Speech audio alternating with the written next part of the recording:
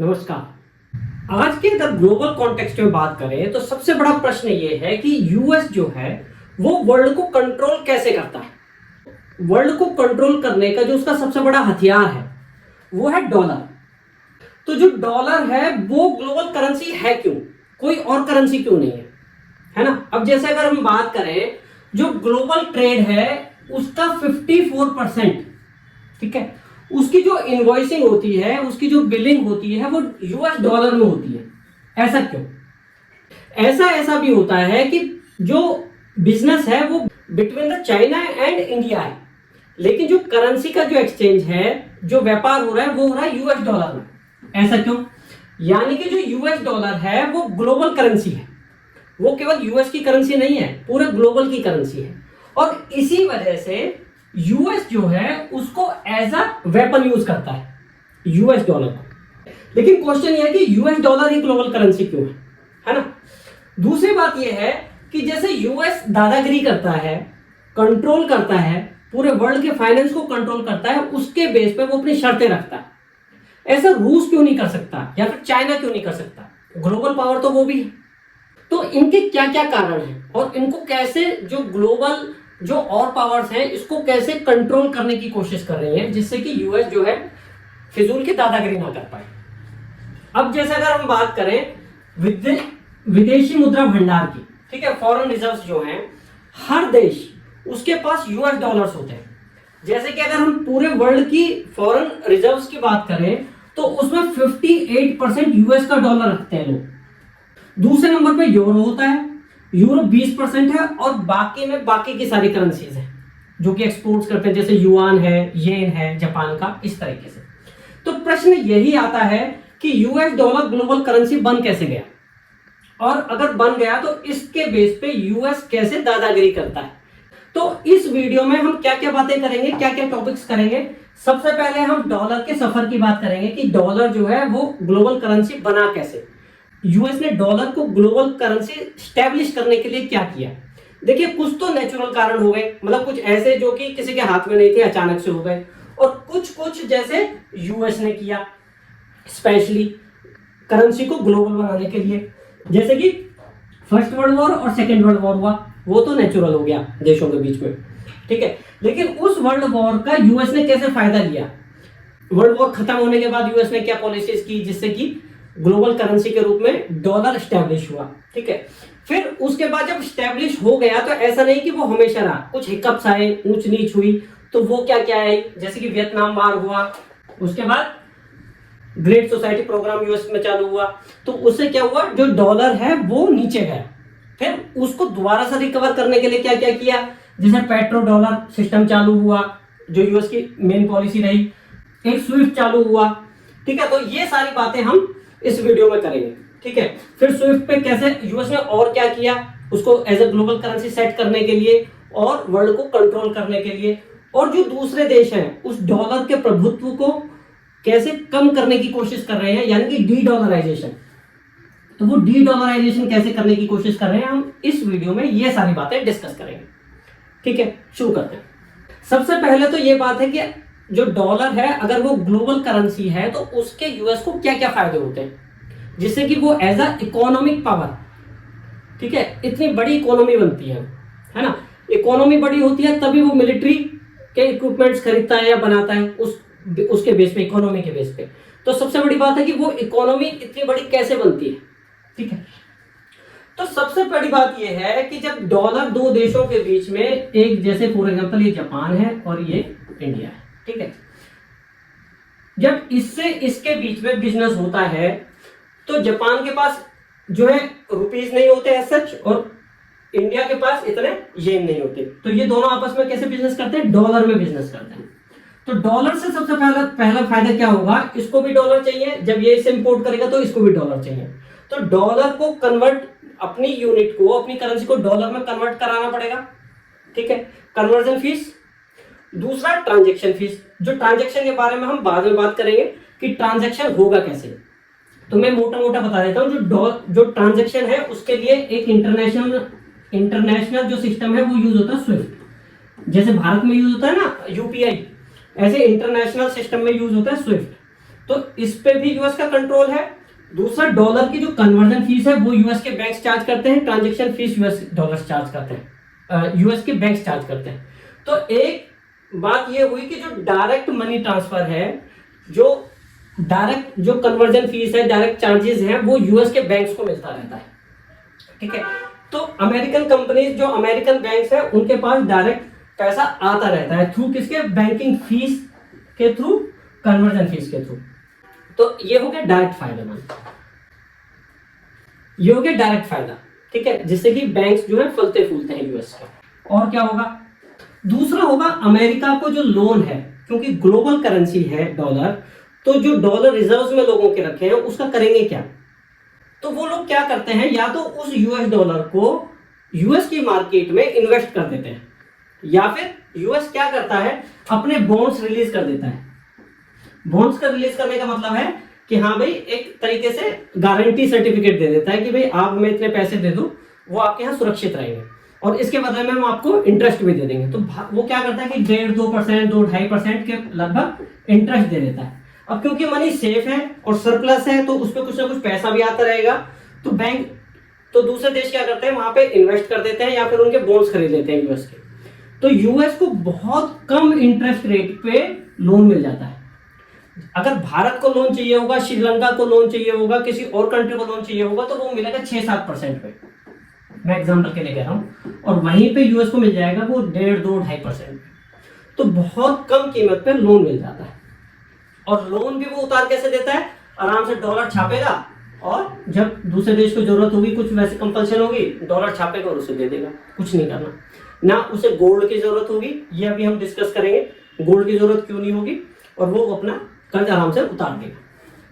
तीसरी बात, ये हमने बात करी थी ग्लोबल इन्वेस्टमेंट, जो भी सरप्लस में डॉलर होगा वो नॉर्मली, जैसे सऊदी अरब है, यूएई है, ये लोग क्या करते हैं, नॉर्मली यूएस में इन्वेस्ट कर देते हैं। जो भी इनके पास डॉलर आता है, जो ये तेल बेचते हैं, उसके बदले में जो डॉलर आता है ये यूएस में इन्वेस्ट कर देते हैं, या फिर इन्वेस्ट कर देते हैं, उनके बॉन्ड्स खरीद लेते हैं, इस तरीके से, है ना।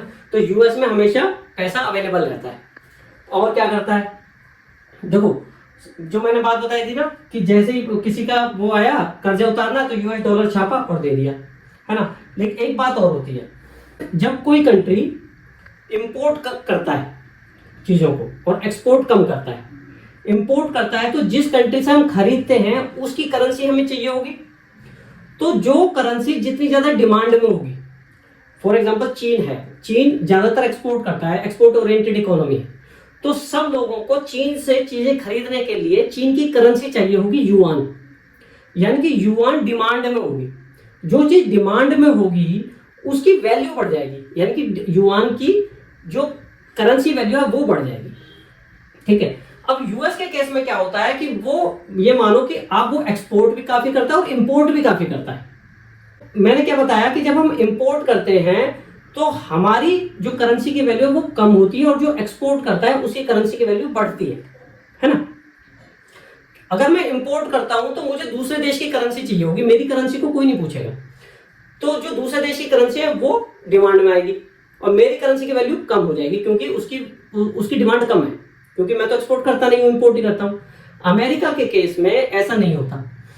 फॉर एग्जांपल, अमेरिका चीन से इंपोर्ट करता है, तो चीन की करेंसी तो डिमांड में है, वो तो ठीक है, लेकिन अमेरिका की करेंसी भी डिमांड में है, क्योंकि वो ग्लोबल करेंसी है।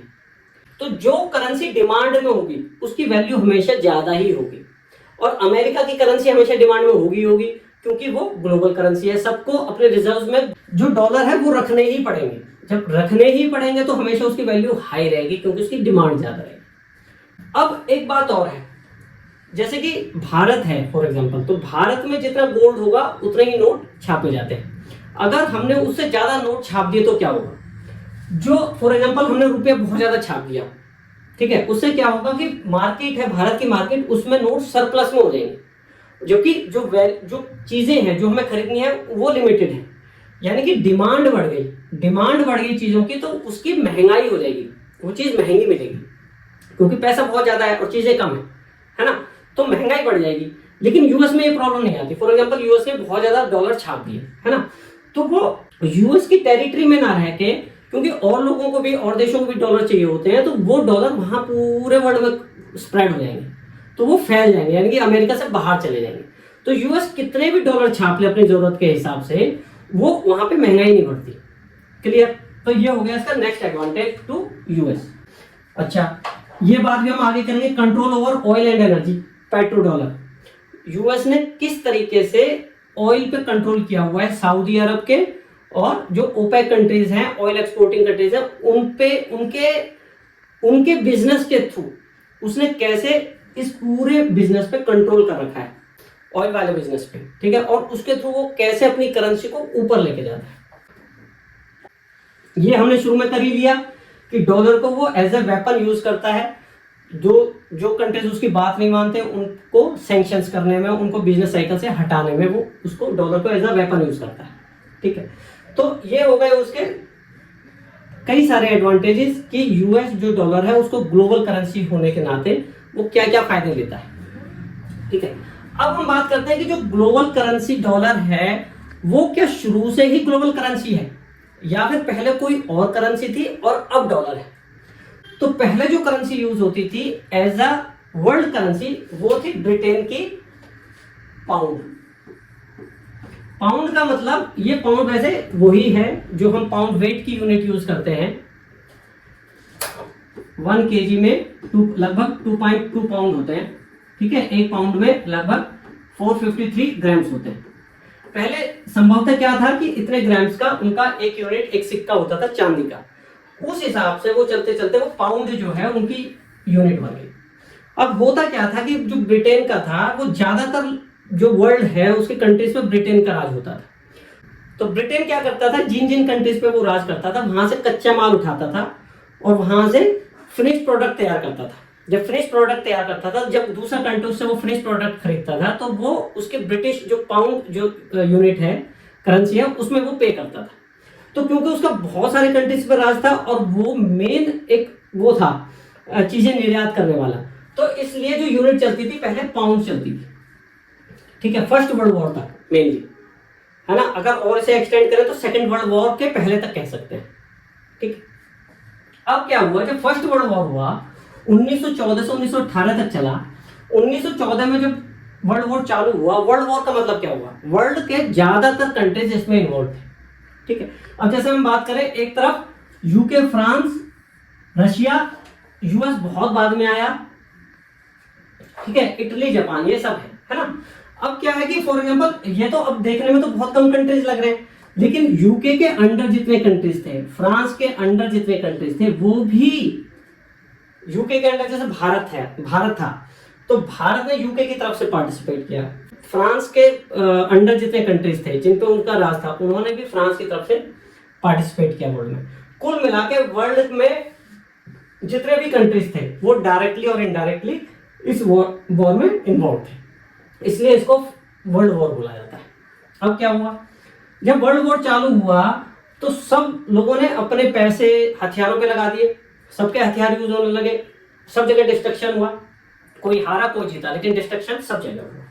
अब जब डिस्ट्रक्शन हुआ और युद्ध चल रहा है तो क्या होगा, सबको हथियारों की जरूरत लगातार पड़ेगी, वेपन्स की जरूरत पड़ेगी, लोग घायल होंगे तो मेडिसिन की भी जरूरत पड़ेगी, ठीक है, फूड की भी जरूरत पड़ेगी। तो ऐसे टाइम में क्या होता है, इन सब चीजों की कमी पड़ जाती है, मेडिसिन की, फूड की, इक्विपमेंट्स की, दुनिया भर की चीज। तो ये सब खरीदेंगे। अब ये खरीद किस तरह थे, यूएसए से।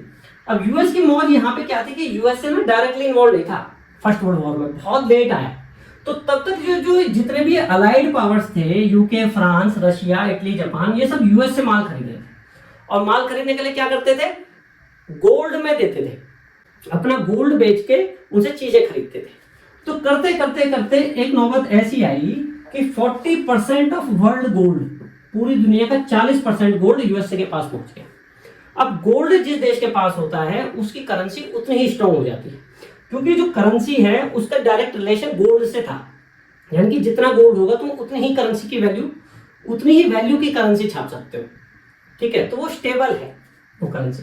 तो यहां से जो यूएस है as a global power, global economy power, यानी कि जो चीजें पहले यूके में एज अ फाइनेंशियल सेंटर, जो फाइनेंशियल एक्टिविटीज जो ब्रिटेन में होती थी, जो लंदन में होती थी, लंदन को as a financial hub consider होता था कि भाई फाइनेंशियल कैपिटल है, वो शिफ्ट होने लगा न्यूयॉर्क, यूएस के न्यूयॉर्क में वो शिफ्ट होने लगा। जो फाइनेंशियल कैपिटल है वो लंदन से न्यूयॉर्क की तरफ चली गई, जानी शुरू हो गई, ये कह सकते हैं।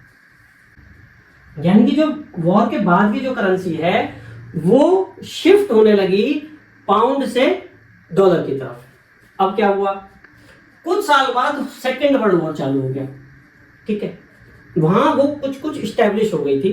अब लेकिन यहां पे डॉलर ने उछाल मारा, यानी कि टोटल पूरी तरह स्टैब्लिश हो गई पूरे वर्ल्ड में एज अ ग्लोबल करेंसी। वो कैसे, कारण हुए थे वर्ल्ड वॉर, ये भी वर्ल्ड वॉर है, यानी कि दुनिया के सारे देश इसमें इन्वॉल्व थे।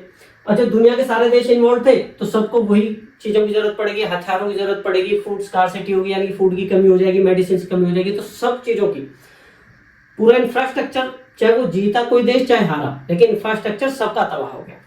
तो तबाह होने में क्या हुआ कि अमेरिका की सप्लाई लगातार चलती रही। अमेरिका को अगर आप देखोगे तो 1939 में चालू हो गया, ठीक है, 1941 पीक पे था, बिल्कुल मिड उसमें, बाद में तो धीरे धीरे हो गया। तो 1941 के बाद भी वो बहुत ज्यादा इन्वॉल्व नहीं था, इनडायरेक्टली इन्वॉल्व था, जब तक कि जापान ने उस पर हमला नहीं किया, पर्ल हार्बर एक आपने केस सुना होगा। तो जब तक यूएस जो है वो चीजें ही सप्लाई करता रहा अपने दोस्तों को, यूके, फ्रांस, रूस, चीन, जितने भी कंट्री थे उनको ही सप्लाई करता रहा।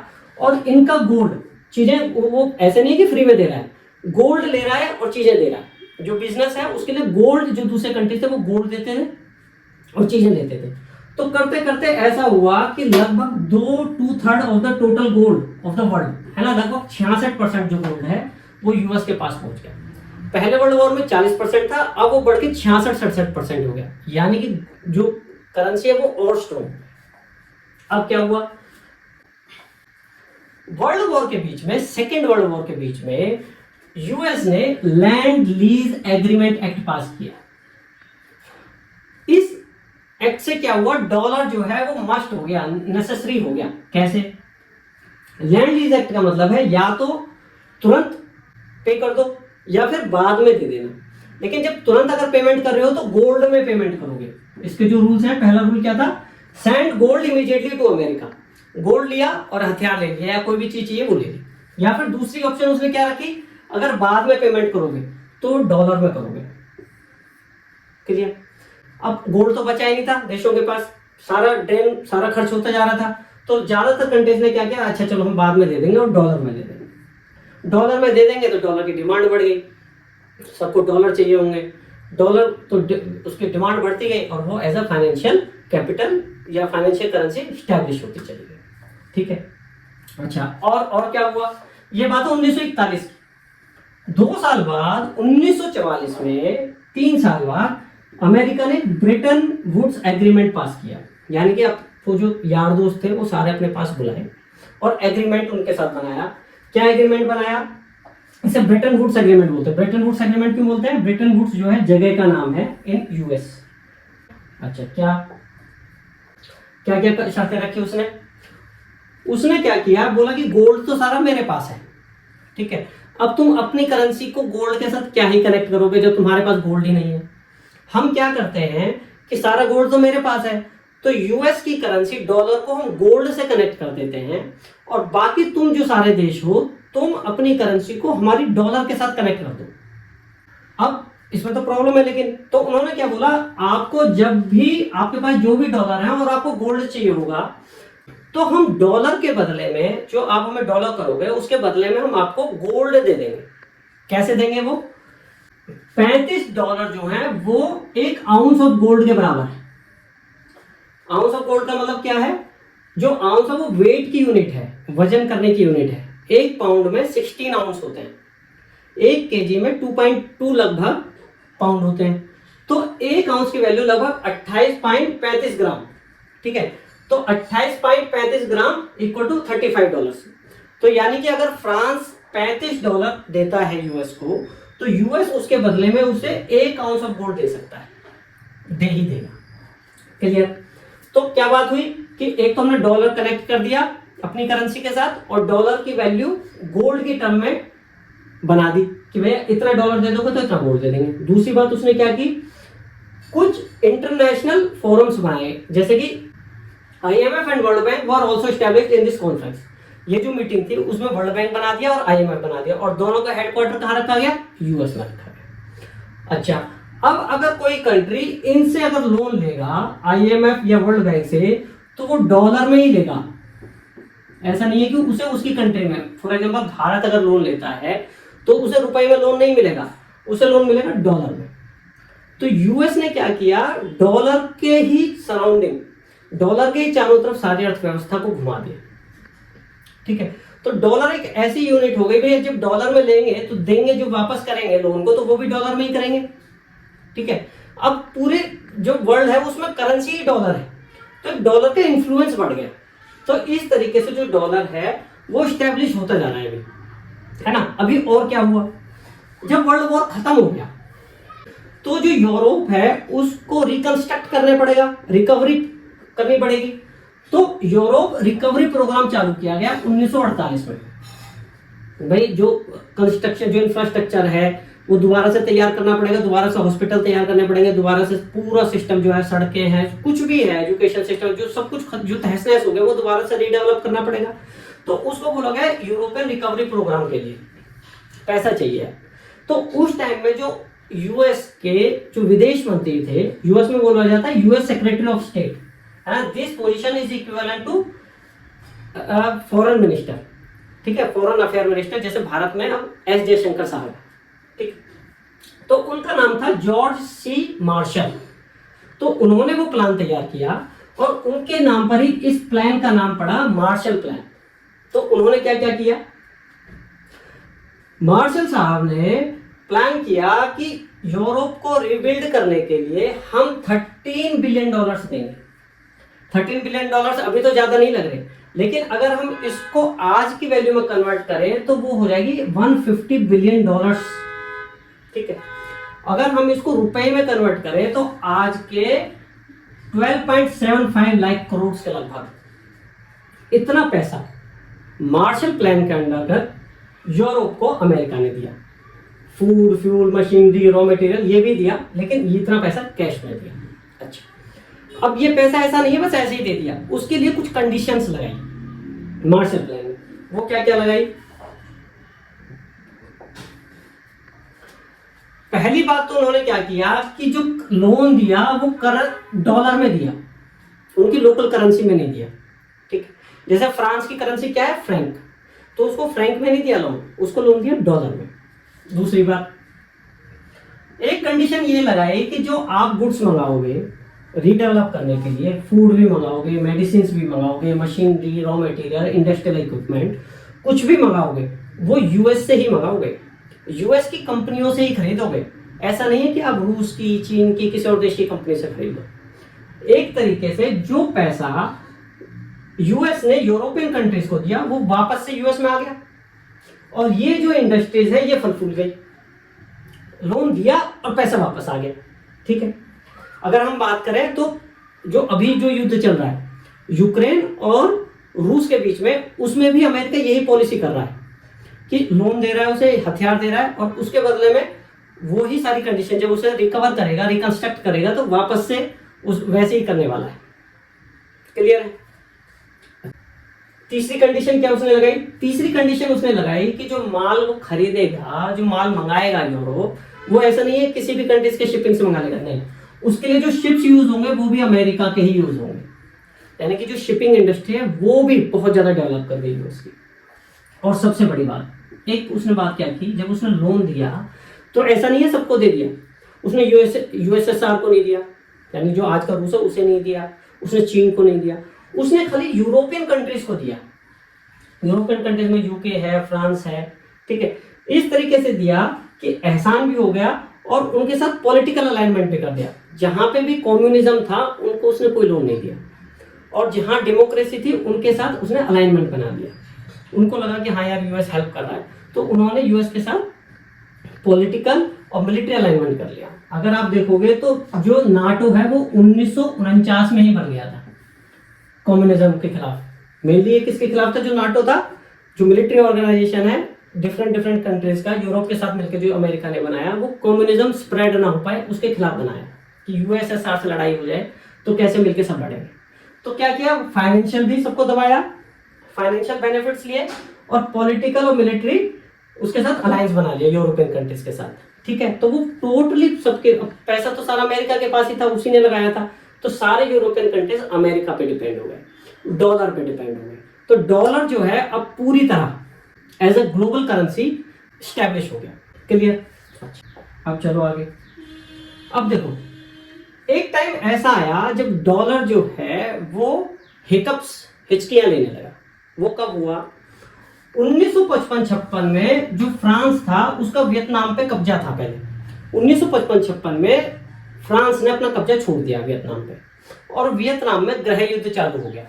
उसमें बन गए दो ग्रुप, ठीक है। एक ग्रुप था वो चाहता था कि हमारे यहाँ पे कम्युनिज्म हो, जो नॉर्थ वियतनाम था वो कम्युनिज्म का फॉलोअर था, ठीक है। दूसरा नॉन कम्युनिज्म था, ठीक है। जो कम्युनिज्म के पीछे रूस की फिलॉसफी थी, चीन का हाथ था, रूस और चीन दोनों थे, ठीक है, वियतनाम में।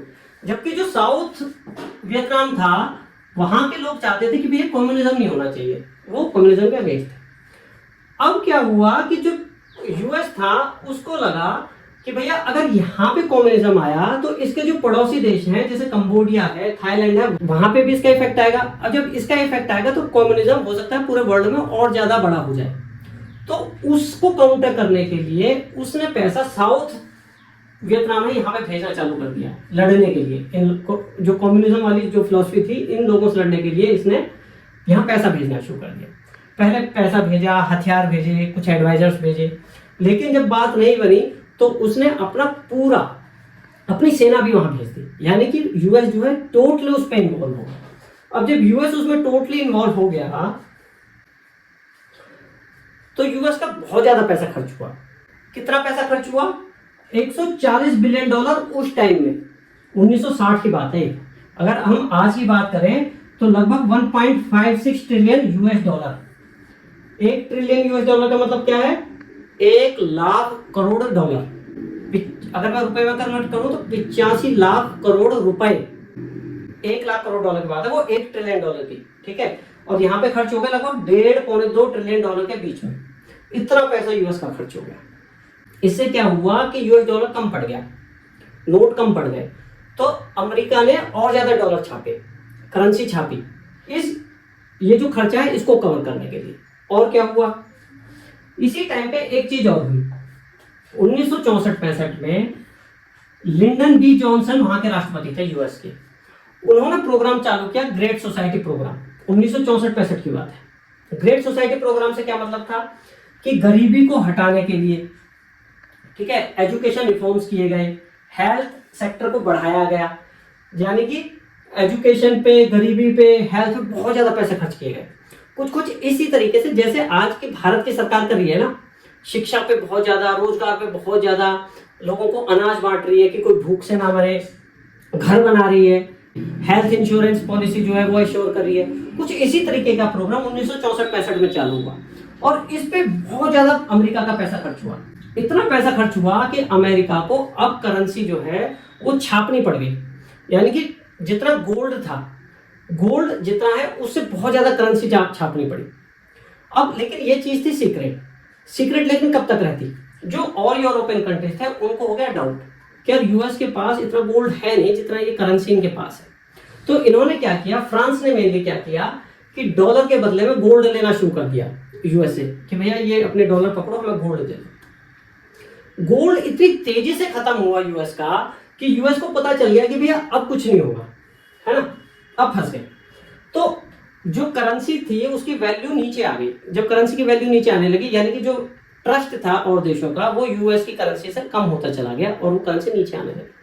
अब 1971 में क्या हुआ, रिचर्ड निक्सन वहां के प्रेसिडेंट थे, उन्होंने इसको इस थ्योरी को बोला जाता है द निक्सन शॉक, यानी कि निक्सन का झटका। निक्सन ने क्या झटका दिया वर्ल्ड को? उन्होंने बोला कि अब से जो है हम आपको कोई गोल्ड नहीं देने वाले डॉलर के बदले में, ठीक है, आप इसको बस हमारा एक गारंटी नोट मान के चलो कि भैया हम आपके पास डॉलर है तो मतलब हमारी गारंटी है, लेकिन हम आपको इसके बदले में कोई गोल्ड नहीं देंगे। अब इससे क्या हुआ? अब इससे तो अविश्वास और ज्यादा बढ़ गया। अविश्वास जब बढ़ गया तो डॉलर की वैल्यू है वो और नीचे आने लगी। अब यूएस फंस गया। अब उसने क्या किया, यूएस ने पेट्रो पेट्रो डॉलर नाम का एग्रीमेंट जो है वो ओपेक कंट्रियों के साथ किया। ओपेक कंट्री का मतलब क्या है? Organization of petroleum exporting countries, यानी कि जो कंट्रीज पेट्रोल को एक्सपोर्ट करते हैं उनका जो ऑर्गेनाइजेशन है उसको बोला जाता है ओपेक। अमेरिका ओपेक कंट्रीज के पास गया, सऊदी अरब के पास, यूएई के पास, और उसने क्या बोला कि उसने ये बोला कि भैया देखो ऐसा है कि जो तुम्हारी सिक्योरिटी है, चाहे वो इंटरनल सिक्योरिटी हो या किसी दूसरे देश से हमले के बारे में सिक्योरिटी हो, वो सारी सिक्योरिटी हम देंगे, लेकिन आपको क्या करना है कि आपको जो पेट्रोल है वो वर्ल्ड को डॉलर में बेचना है, अपनी यूनिट में नहीं बेचना। यानी कि कोई आपसे पेट्रोल खरीदेगा तो आप जो है कीमत जो लोगे वो डॉलर में लोगे। तो ओपेक कंट्रीज को लगा कि भैया हम ऐसे क्यों करें, तो एक तो सिक्योरिटी। फिर अमेरिका ने बोला एक काम करते हैं कि हम आपको ना जो तेल निकालने की टेक्नोलॉजी है, जो रिफाइन करने की टेक्नोलॉजी है, जो आपके कस्टमर तक, जो शिप्स तक जो पहुंचाने की टेक्नोलॉजी, यानी कि जो पाइपलाइन बिछाई जाएगी, वो सब कुछ हम तुम्हें करके देंगे। बस कंडीशन सारी यही है कि तुम्हें डॉलर में चार्ज करना है। ठीक है, वो भी तैयार हो गए। अच्छा, अब वो और क्यों तैयार हुए, उनको और क्या फायदा हो गया? पहले क्या होता था, जो सऊदी अरब है, यूएई है, ये ना अलग अलग करेंसीज में अपना तेल बेचते थे, तो इतनी सारी यूनिट्स उन पे, इतनी सारी करेंसीज उन पे इकट्ठी हो गई, उसका क्या करना। लेकिन इस पॉलिसी के बाद क्या हुआ, सब देशों से उनको डॉलर मिलने लगे। जब सब डॉलर मिलने लगे तो सारा झंझट खत्म हो गया। अब वो डॉलर सरप्लस में होने लगा, अब क्योंकि वो तो ग्लोबल करेंसी है, तो वो डॉलर जब सरप्लस में होने लगा तो उसी डॉलर से को वो यूएस में इन्वेस्ट कर देते या फिर यूएस के बॉन्ड ले लेते, ट्रेजरी बॉन्ड ले लेते। उससे क्या हुआ कि उनका पैसा एक तो अमेरिका में गया, तो क्योंकि वो स्ट्रॉन्ग करेंसी है, स्टेबल इकोनॉमी है, तो पैसा सेव हो गया, प्लस उसके बदले में इंटरेस्ट मिलने लगा, चाहे थोड़ा ही मिलने लगा लेकिन रेगुलर मिलने लगा। तो वो सारी कंट्रीज मान गए इस बात के लिए। और यूएस को क्या क्या फायदा हो गया, अब देखो यूएस को क्या क्या फायदा हुआ। पहली बात तो जो है, डॉलर की ग्लोबल डिमांड बढ़ गई। क्यों बढ़ गई? क्योंकि अब भारत को तेल चाहिए होगा, चीन को तेल चाहिए होगा, कोरिया को तेल चाहिए होगा, किसी भी देश को तेल चाहिए होगा, उसको डॉलर चाहिए होगा, और डॉलर कहां से आएगा? यूएस से आएगा। तो डिमांड बढ़ गई, डिमांड बढ़ गई तो करेंसी की वैल्यू बढ़ गई। और क्या हुआ? इन्वेस्टमेंट बढ़ गई। अब जब सब कंट्रीज को अपनी फॉरेन रिजर्व्स डॉलर में रखने, क्योंकि डॉलर में ही तेल बिकेगा तो डॉलर सबको चाहिए, प्लस जो ओपेक कंट्रीज थे उनके पास डॉलर का फ्लो बढ़ गया, सब कंट्रीज उन्हें डॉलर दे रहे हैं, तो अब उस डॉलर का करेंगे क्या, तो वो यूएस में इन्वेस्ट कर देते या फिर यूएस को लोन दे देते। तो उससे क्या हुआ, जो इन्वेस्टमेंट है यूएस में वो बहुत ज्यादा बढ़ गया, उससे उनकी इकोनॉमी और ज्यादा स्ट्रॉन्ग हो गई। और क्या हुआ, तो एक तो डायरेक्ट जो कन्वर्जन फीस है, ट्रांजैक्शन फीस है, वो अमेरिका की बढ़ गई, कंट्रोल बढ़ गया, फाइनेंस कंट्रोल बढ़ गया, डॉलर की डिमांड बढ़ गई, और जो बिजनेस फ्लो है उसमें जो डॉलर है उसका इन्वेस्टमेंट बढ़ गया यूएस में। तो यूएस को भी फायदा हो गया और ओपेक कंट्रीज को भी फायदा हो गया। यानी कि जो पेट्रोल है वो डॉलर में, तो पेट्रोल को डॉलर में बेचा जाएगा। इस सिस्टम को बोला गया पेट्रो डॉलर सिस्टम। और ये कब हुआ? ये हुआ 1973-74 में।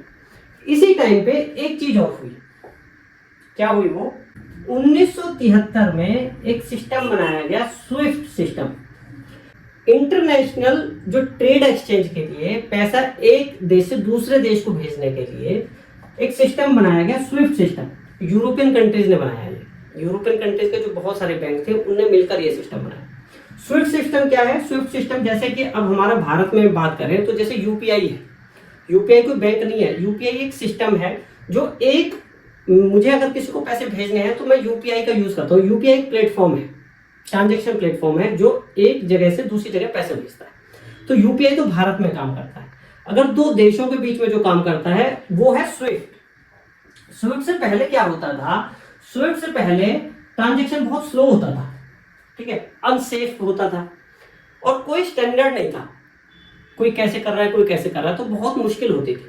तो स्विफ्ट सिस्टम आने के बाद सिस्टम बहुत फास्ट हो गया, सिक्योर हो गया, एक आसान हो गया। अब सबको एक ही सिस्टम यूज करना था तो वो सिस्टम सबको आसान लगने लग गया। अब जो स्विफ्ट है उसमें अगर मैं 2024 की बात करूं तो मेनली जो ट्रांजैक्शंस हैं वो होती है डॉलर में, और यूनिट्स में भी होती है। जैसे यूरो में 21.6% हुई 2024 में, लेकिन जब ग्लोबल करेंसी ही डॉलर है, सबको डॉलर चाहिए होगा, तो उसी में ट्रांजैक्शन ज्यादा होंगी। उस टाइम में ये और ज्यादा थी, 49% से भी ज्यादा थी। अब जब डॉलर में ज्यादा एक्सचेंज हो रहे हैं, ट्रेड्स डॉलर में हो रहे हैं, तो जो स्विफ्ट है उस पर डॉलर का इन्फ्लुएंस बहुत ज्यादा है, यानी कि यूएस का इन्फ्लुएंस बहुत ज्यादा था। क्लियर।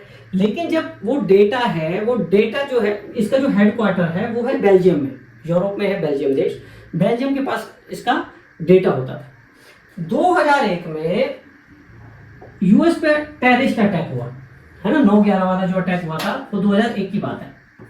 जब ये अटैक हुआ तो अमेरिका ने बोला कि भैया ये जो टेररिस्ट ऑर्गेनाइजेशन के पास पैसा कहां से आया, इसका डेटा स्विफ्ट के पास है, तो भाई हमें डेटा दो, किसने इनको पैसे भेजे, किस देश ने भेजे, इनको पैसे कहां कहां से मिले। बेल्जियम को इतना प्रेशर पड़ा कि उसे डेटा शेयर करना पड़ा, और डेटा शेयर भी ऐसा हुआ कि वो डेटा लगातार ही शेयर होने लगा, यानी कि उसका जो कंट्रोल है वो टोटल यूएस के पास आ गया।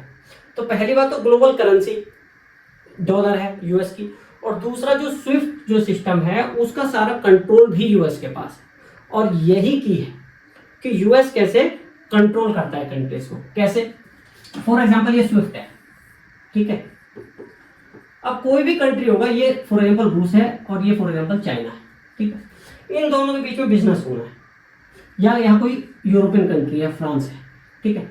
इन तीनों के बीच में कोई ट्रांजेक्शन होता है, चाइना को फ्रांस को भेजना है या फ्रांस को रूस को भेजना है, इस तरीके से होना। तो ये इनके जो सारे बैंक्स हैं, जहां देश कैसे ट्रांजेक्ट करेगा, कैसे पैसा भेजेगा, बैंक के थ्रू भेजेगा। तो सब देशों के जो बैंक्स हैं, जो बड़े बड़े बैंक्स हैं मेनली, वो स्विफ्ट से कनेक्ट, यानी कि वो पैसा स्विफ्ट से भेजेंगे। जब स्विफ्ट से पैसे भेजेंगे तो स्विफ्ट के पास पूरा डेटा आएगा, बेल्जियम के पास वो जो ऑर्गेनाइज टीम है उसके पास पूरा डेटा होगा, किसने किस देश को क्यों कितने पैसे भेजे, वो सारा डेटा पे कंट्रोल यूएस का है।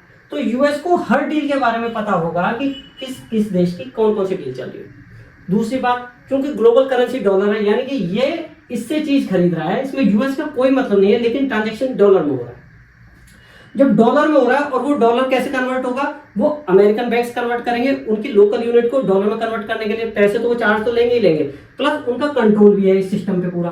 तो वो क्या करेगा, जिस दिन अमेरिका को धमकी देनी होगी फ्रांस के बैंक को, फ्रांस से तो चलो दोस्ती है, रूस है, ईरान है, ठीक है, ईरान, इसके बैंक को स्विफ्ट से डिस्कनेक्ट कर देगा, ब्रेक कर देगा। जैसे ये ब्रेक किया, अब ये बैंक जो है, इस देश का बैंक स्विफ्ट से कोई ट्रांजेक्शन नहीं भेज सकता। दूसरा, जो इसको डॉलर में जो बिजनेस होता है, यूएस के बैंक इसको डॉलर में भी कन्वर्ट नहीं करेंगे इसकी यूनिट को, और ये स्विफ्ट को भी यूज नहीं कर सकता। तो अब उसको अमेरिका की बात, ईरान को, रूस को अमेरिका की बात माननी पड़ेगी अगर इसमें ग्लोबल बिजनेस में अगर टिके रहना है। तो यूएस कैसे वो करता है, उसको जो डॉलर है वो अवेलेबल नहीं कराएगा और स्विफ्ट से उसका कनेक्शन तोड़ देगा। तो इस तरीके से यूएस जो है पूरे वर्ल्ड को कंट्रोल करता है। क्लियर हो गया। तो यूएस कैसे कंट्रोल करता है, जैसे 2012 में ईरान ने स्विफ्ट से ईरान के बैंकों को काट दिया, ऐसे रूस के बैंकों को 2022 में स्विफ्ट से काट दिया। तो ना तो डॉलर अवेलेबल होने दे रहा उनको, और ना ही जो सिस्टम है जिसके थ्रू पैसा ट्रांसफर होगा, ना उसको वो अवेलेबल होने दे रहा। तो इस तरीके से यूएस जो है प्रतिबंध लगाता है, सैंक्शन लगाता है दूसरे कंट्रीज पे, बस यही सारा कारण है, ठीक। यूएस को ये, एक तो यूएस दादागिरी करता है मेनली, है ना, इस तरीके से प्रतिबंध लगाता है, अपनी चलाता है। दूसरे देशों को क्या क्या लॉस होता है, एक ये लॉस तो होता ही होता है कि भैया सैंक्शन लग सकते हैं, हमेशा दूसरे कंट्रीज को दब के रहना पड़ता है। जैसे अब इंडिया पे बार बार प्रेशर डाल रहा है यूएस कि भाई रूस से ये माल मत लो, ईरान से ये माल मत लो, हम सैंक्शन लगा देंगे। तो सैंक्शन इसी तरीके से लगाएगा वो, ऐसा कुछ और कोई नई चीज नहीं है उसके पास। एक ये कि भाई आजकल कह रहा है कि एक्सपोर्ट पे हम इतना टैरिफ लगा देंगे। टैरिफ लगाना एक तरीके का सैंक्शन है, और जो ग्लोबल जो मार्केट है ना, उससे काट देना एक अलग तरीके का प्रेशर है ना। अच्छा, अब इससे क्या होता है, एक तो ये सैंक्शंस का डर रहता है, दूसरा डर क्या रहता है, जो हमारी इकोनॉमी है, किसी भी देश की इकोनॉमी है, वो डॉलर पे डिपेंड करने लगती है। डॉलर पे डिपेंड कैसे करने लगती है, फॉर एग्जांपल यूएस, फिलहाल मैंने बताया था ना कि जो यूएस है वो बहुत कम इंटरेस्ट रेट पे लोन ले लेता है दूसरे देश से। वो ले रहा है फॉर एग्जांपल 1.5 से 2% पे या 2.5% पे, ठीक है। अब अगर अमेरिका ये बोल दे कि यार हम 1.5-2% या हम 6% देंगे इंटरेस्ट, तो जो इन्वेस्टर्स हैं, ग्लोबल इन्वेस्टर्स हैं, वो वहां की, जैसे भारत में जो ग्लोबल इन्वेस्टर्स हैं, वो भारत के स्टॉक मार्केट से पैसा निकाल के यूएस में लगा देते हैं। जैसे ही इनका इंटरेस्ट रेट बढ़ा, यहाँ पे पैसा, क्योंकि ये ज्यादा स्टेबल इकोनॉमी है यूएस की, यहाँ पैसा ज्यादा सिक्योर है, जैसे ही यहाँ पे इंटरेस्ट रेट बढ़ा, यहाँ की मार्केट से पैसा निकल के वहां जाने लगा। यानी कि भारत का सब कुछ सही चल रहा है ना, लेकिन इन्होंने इनके इंटरेस्ट बढ़ाने की वजह से इन्वेस्टर्स ने यहाँ भारत की मार्केट से पैसा निकाल के यूएस में डाला, तो भारत की इकोनॉमी डूब गई है। तो इस तरीके से जो इकोनॉमी है किसी भी देश की वो डॉलर पे डिपेंड हो जाते हैं, जो कि उस देश के लिए अच्छी बात नहीं है। तीसरी बात, डेब्ट जो ऋण है, जो हम कर्जा लेते हैं, वो एक तरीके से जाल में फंस जाता है डॉलर के। वो कैसे फंसता है? फॉर एग्जाम्पल, मैंने भारत में $100 का डेब्ट लिया। $100 मतलब अगर 80 रुपए रेट है तो मेरे 80,000 मैंने उधार लिए, है ना। मैंने मतलब भारत ने उधार लिया। अब ये डॉलर है, जैसे ही इसकी वैल्यू बढ़ी 80 से, ये हो गया फॉर एग्जाम्पल 85, ठीक है। अब जब भारत अपना कर्जा वापस करेगा तो उसे देना पड़ेगा 85,000। तो हमने कर्जा लिया कम और देना पड़ रहा है ज्यादा, ये प्रॉब्लम आती है। तो इसका मतलब क्या हुआ कि जो दूसरे देश की इकोनॉमी डायरेक्टली और इनडायरेक्टली डॉलर पे डिपेंड कर जाती है, जिससे कि हम यूएस पे इतना डिपेंड हो गया, वो हम पे प्रेशर बनाता है। तो इसके लिए अब क्या किया जाता है? इसके बदले में जो दूसरे देश हैं वो क्या करते हैं, इसको काउंटर करने के लिए डी डॉलराइजेशन करने की कोशिश करते हैं। एटलीस्ट डी डॉलराइजेशन मतलब डॉलर के इंपैक्ट को कम करना, डॉलर को मार्केट से हटाने की जो कोशिश है उसे बोलते हैं डी डॉलराइजेशन। डी डॉलराइजेशन मतलब कि डॉलराइजेशन का उल्टा। तो डी डॉलराइजेशन के लिए जो दूसरे देश क्या क्या करते हैं या क्या क्या किया है, इसकी हम अगर बात करें तो जो यूरोपियन कंट्रीज हैं उनकी एक कॉमन यूनिट है यूरो करेंसी। वो लोग क्या करते हैं, जब आपस में जैसे फॉर एग्जांपल इटली और फ्रांस का बिजनेस होना है तो वो डॉलर का यूज नहीं करते, वो करते हैं यूरो का यूज। और दूसरा, ट्रांजैक्शन के लिए वो स्विफ्ट का यूज ना करके वो यूज करते हैं टारगेट 2 नाम का, उन्होंने सॉफ्टवेयर बनाया हुआ है। ये इस प्लेटफॉर्म के थ्रू यूरो में वो बिजनेस करते हैं। तो ये डी डॉलराइजेशन का एक बात हुई। दूसरी बात क्या हुई, एक सॉफ्टवेयर तैयार किया गया इंस्टेक्स। इंस्टेक्स जो है स्पेशली फ्रांस, जर्मनी और यूके ने मिलकर बनाया। क्यों बनाया? जब ईरान पे सैंक्शंस लगा दिए यूएस ने, और यूरो में बिजनेस करने के लिए एक नया प्लेटफॉर्म बनाया इंस्टेक्स नाम से, कि भाई यूएस की यूएस जाने, हम तो बिजनेस करेंगे। तो उन्होंने अपनी यूनिट्स में अपनी करेंसी में बिजनेस किया और इंस्टेक्स नाम का प्लेटफॉर्म बनाया। लेकिन ये बहुत लिमिटेड है, इसका यूज बहुत लिमिटेड हुआ। अच्छा, चीन क्या करता है? चीन ने अपना सिस्टम बना रखा है CIPS, China's cross border interbank payment system. जब चाइना और रूस आपस में बिजनेस करते हैं, चाइना किसी कंट्री से बिजनेस करता है तो वो कोशिश करता है CIPS सिस्टम यूज करने की, कि उसकी करेंसी को उससे कनेक्ट करके उसमें ट्रांजैक्शन हो, चाइना की करेंसी में ट्रांजैक्शन हो इस वाले सिस्टम के थ्रू। चाहे बहुत ज्यादा यूज ना हो, लेकिन फिर भी दूसरे देश कोशिश कर रहे हैं। ऐसे ही रूस यूज कर रहा है, जब से उस पर बैन लगा है SPFS। क्लियर? तो इस तरीके से जो दूसरे कंट्रीज है वो कोशिश कर रहे हैं अपना अपना सिस्टम डेवलप करने की। अच्छा, अब जैसे भारत में UPI सिस्टम इंटरनल यूज होता है, भारत और कंट्रीज के साथ भी कोशिश कर रहा है। जैसे कि मोदी जी गए थे, घाना गए थे, तो वहां पे UPI को सेट करने की कोशिश कर रहे हैं, और ऐसे कोशिश कर रहे हैं कि वहां के बिजनेसमैन और यहाँ के बिजनेसमैन UPI के थ्रू, UPI इंटरफेस के थ्रू बिजनेस करें। तो वो भी डी डॉलराइजेशन का ही पार्ट है। अच्छा, अब एक बहुत इंपॉर्टेंट एग्जांपल करते हैं जो कि बिल्कुल हमसे रिलेटेड है। इंडिया और रूस जो है आपस में कैसे ट्रेड कर रहे हैं, क्योंकि रूस पे सैंक्शंस है। तो हमने क्या किया, भारत ने क्या किया, रूस के जो बैंक हैं जिससे ट्रांजैक्शन होता है उसके वॉस्ट्रो अकाउंट खोल दिया। वॉस्ट्रो अकाउंट का मतलब होता है कि हमने दूसरे देश के बैंक का अकाउंट खोल दिया भारत में। अब भारत को जब कोई चीज लेनी होगी तो वो रुपए में पेमेंट करेगा और उसके अकाउंट में, जो विदेशी बैंक है उसके अकाउंट में वो पैसा डाल देगा, है ना। तो हम इस तरीके से बिजनेस कर रहे हैं। लेकिन इसमें एक मेन लिमिटेशन क्या है, भारत का एक्सपोर्ट रूस के कंपैरिजन में काफी कम है। भारत तेल ह्यूज अमाउंट में तेल लेता है जिसकी कॉस्ट बहुत ज्यादा है। तो एक तरीके से भारत जब रूस को भेजता है तो वो भेजता है 30 रुपए के, और जो खरीदता है वो खरीदता है फॉर एग्जाम्पल 100 रुपए के। तो जो 70 रुपए एक्स्ट्रा है रूस के, वो रूस उसका क्या करेगा? ये तो उसके लिए फालतू के। भारत जब कोई चीज रूस को बेचेगा तो इस 100 रुपए में जो उसने जमा कराए थे भारत में, उसमें से 30 रुपए निकल के तो भारत के पास वापस आ गए, लेकिन जो बाकी के 70 रुपए बचे इसका रूस क्या करे? तो रूस ने क्या बोला कि ये जो 70 रुपए हैं, आपके पास अगर रूबल नहीं है तो आप एक काम करो, कोई थर्ड करेंसी है जिसकी हमें जरूरत पड़ती है। फॉर एग्जाम्पल हमें दिरहम की जरूरत बहुत ज्यादा पड़ती है, ठीक है, हमें युआन की जरूरत बहुत ज्यादा पड़ती है। तो आप हमें ये जो 70 रुपए हैं ये डॉलर की बजाय या तो युआन में दे दो, युआन इज चाइनीज करेंसी, ठीक है, तो चाइना के साथ उनका व्यापार काफी ज्यादा है।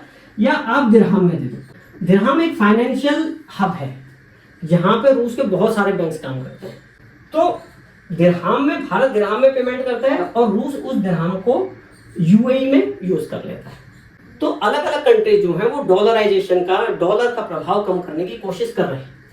अब बात यह है कि ये कितना सक्सेस हो पाएगा, कब तक सक्सेस हो पाएगा? जब तक डी डॉलराइजेशन नहीं हो पाता एक प्रभावी तरीके से, तब तक अमेरिका की दादागिरी ऐसे ही चलती रहेगी, इसमें कोई शक नहीं है।